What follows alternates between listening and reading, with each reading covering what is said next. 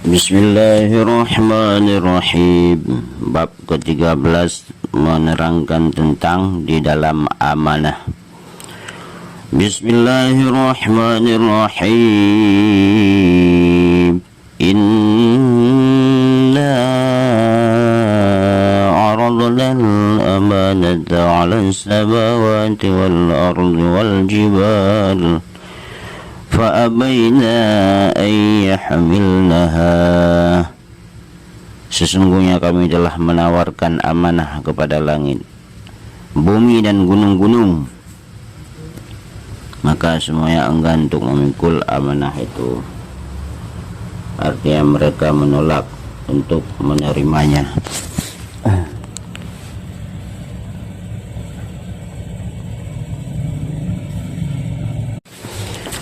Apa maksud amanah dalam bab yang ke-13 ini? Berkata Al-Qurtubi, amanah itu menyeluruh kepada semua kegiatan agama menurut yang sahih dari pendapat-pendapat ulama.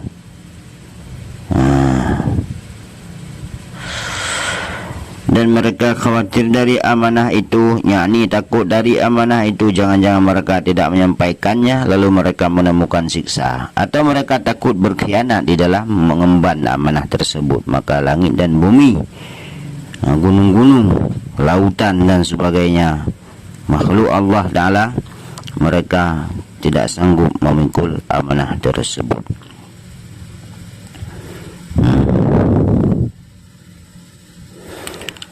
Makna dari amanah di sini adalah, makna amanah dalam ayat ini adalah ketaatan ibadah dan kewajiban-kewajiban yang ada hubungannya dengan pahala ataupun dengan siksa. Dalam hal ini Ibnu Mas'ud berkata, dia adalah mengenai amanah harta seperti benda-benda titipan dan yang lain. Diriwayatkan dari dia bahwa sesungguhnya amanah itu ada dalam semua kewajiban, tetapi yang paling berat dalam amanahnya adalah harta. Berkata Ubud Darda, mandi janabah adalah termasuk dalam suatu amanah. Ibnu Umar juga berkata, pertama kali yang diciptakan Allah dari manusia adalah farjinya. Dia berfirman, ini adalah sebuah amanah. Allah berfirman, ini adalah sebuah amanah yang aku menitipkannya padamu. Janganlah engkau memakainya kecuali dengan yang hak. Kalau engkau menjaganya, aku akan menjagamu. Jadi farji adalah amanah. Telinga amanah, mata amanah, lidah itu juga amanah, perut juga merupakan amanah, tangan dan kaki adalah amanah. Tiada keimanan bagi orang yang tiada terpercaya baginya. Kita mengatakan bahwa kita beriman, padahal kita tidak sanggup memikul amanah. Kita tidak bisa menjaga amanah yang telah Allah berikan. Maka jangan berani kita mengatakan bahwa kita adalah beriman. Tiada keimanan bagi orang yang tiada terpercaya atau bagi orang yang tiada amanah. Al-Hasan berkata, sesungguhnya amanah adalah ditawarkan kepada langit, bumi dan gunung-gunung. Mereka bergoncang hebat bersama apa yang ada pada mereka. Allah berfirman kepada mereka, kalau engkau berbuat baik, tentu aku menyelamatkanmu, dan apabila engkau berbuat jahat, tentu akan aku menyiksamu. Mereka berkata, tidak. Mujahid berkata, setelah Allah menciptakan Adam, dia menyodorkan amanah itu padanya dan berfirman dengan firman itu. Adam berkata, aku benar-benar telah memikulnya. Maka suatu hal yang tidak diragukan lagi bahwa penyodoran amanah ini pada langit, bumi dan pada gunung-gunung adalah tawaran yang memberikan kebebasan memilih, bukan saudaraan penetapan. Seandainya Allah menetapkan pada mereka, tentu mereka tidak dapat menolak untuk memikulnya. Maka Al-Kahfal dan yang lain berkata, penawaran dalam ayat ini adalah semacam kiasan, yakni sesungguhnya langit, bumi dan gunung dengan keadaannya yang begitu besar, seandainya Mungkin untuk membebaninya tentu berat atas mereka berkalung hukum-hukum syariat, karena di dalamnya terdapat pahala dan siksa. Jadi taklif ataupun pemberian beban adalah suatu hal yang besar yang pada dasarnya langit, bumi dan gunung-gunung merasa tidak sanggup untuk menerimanya. Wa hamalahal insan, dan dipikullah amanah itu oleh manusia, yakni Adam, menyanggupi untuk melaksanakan amanah itu setelah ditawarkan padanya dalam alam yang alam turiyat, dalam alam roh, yaitu ketika semua keturunannya keluar dari punggungnya dan diambil perjanjian atas mereka. Innahu kana zaluman jahula, sesungguhnya manusia itu amat zalim dan amat bodoh. Al-Ahzab ayat 72. Artinya di dalam memikul itu adalah sangat zalim kepada dirinya sendiri dan sangat bodoh terhadap kadar apa yang dia masuk ke dalamnya, atau dia bodoh terhadap perkara Tuhannya. Dari Ibnu Abbas dia berkata, amanah dihadapkan kepada Adam dan dikatakan, ambillah dia beserta apa yang ada di dalamnya. Kalau engkau berbakti, aku akan mengampunimu, dan kalau engkau durhaka, aku akan menyiksamu.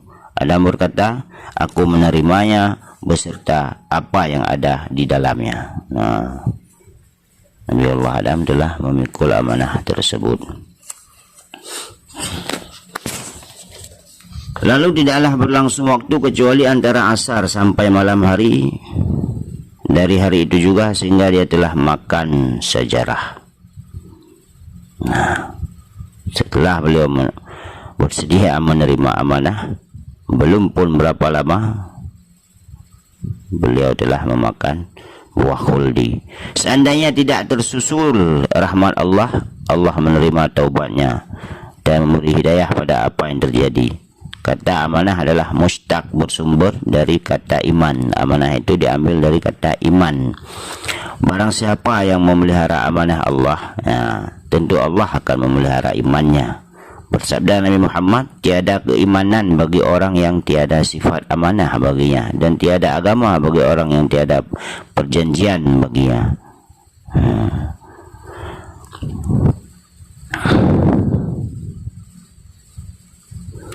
Bersabda Rasulullah sallallahu alaihi wasallam, seorang mukmin ditabiatkan atas segala macam budi pekerti selain khianat dan bohong. Bersabda Rasulullah, tidak putus-putusnya umatku dalam kebaikan selagi mereka tidak memandang amanah sebagai keuntungan dan sedekah sebagai kerugian.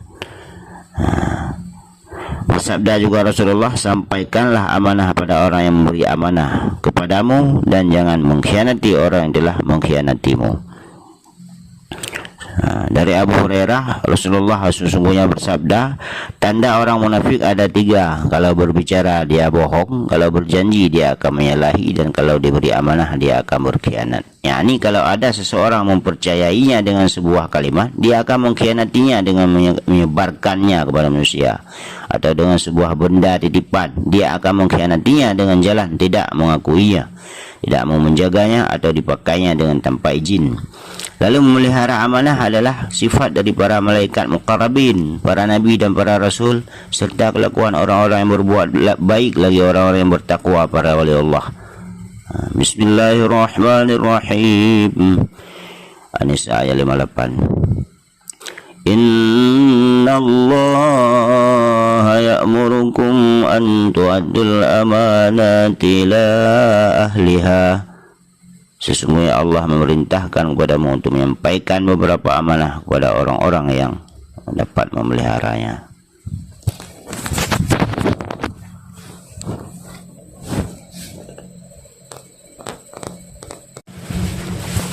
Di dalam kitab Zahruriyat, seorang hamba akan didatangkan di hari kiamat dan ditempatkan di hadapan Allah Subhanahu wa taala. Lalu Allah berfirman, adakah engkau telah mengembalikan amanah si fulan? Lalu dia menjawab, tidak ya Allah. Maka lalu Allah memerintahkan malaikat Dia membimbing tangan hamba itu dan berangkat menuju Jahannam, serta memperlihatkan padanya amanat itu dengan barangnya yang dulu itu di dasar Jahannam barang tersebut. Terjunlah hamba itu ke dalam Jahannam selama 70 tahun sehingga sampai ke dasar Jahannam dan naik dengan membawa amanah itu. Ketika dia sampai ke atas Jahannam, terpelesetlah kakinya, na'udzubillah. Lalu dia terjun lagi selama itu, kemudian dia naik lagi, turun lagi, dan begitu terus menerus sampai pada akhirnya belas kasih sayang Allah menyusulnya, dan dengan syafaat Rasulullah SAW, dan telah merelakannya pemilik amanah. Berhati-hatilah dalam menyelesaikan amanah, dalam menanggung amanah, termasuk amanah yang telah kita sampaikan tadi, bahwa tangan, mata, hidung, telinga, semua anggota tubuh itu adalah amanah Allah Subhanahu wa taala. Diriwayatkan dari Salmah, dia berkata, suatu ketika kami sedang duduk di samping Nabi Muhammad SAW, tiba-tiba dibawa sebuah jenazah untuk disalatkan. Bersabdalah Nabi, apakah dia menanggung hutang? Mereka menjawab tidak.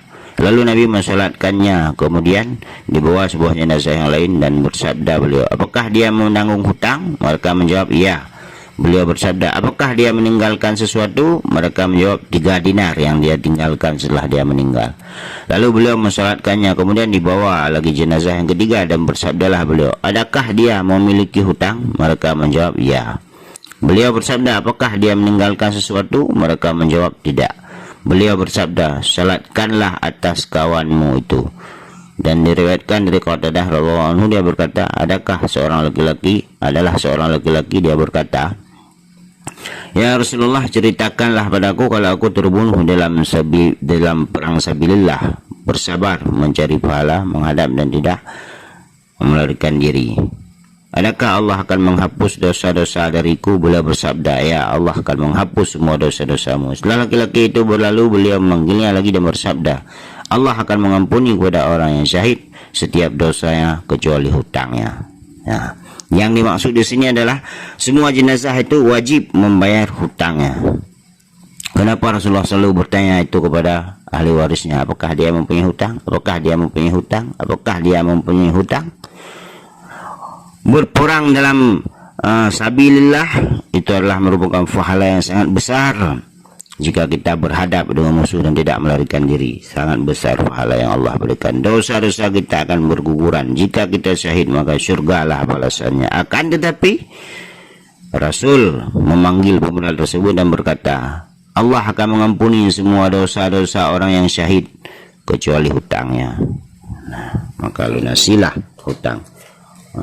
Lunasilah amanahmu, sampaikanlah amanah yang telah Allah berikan, sampaikanlah amanah yang telah dipertanggungkan.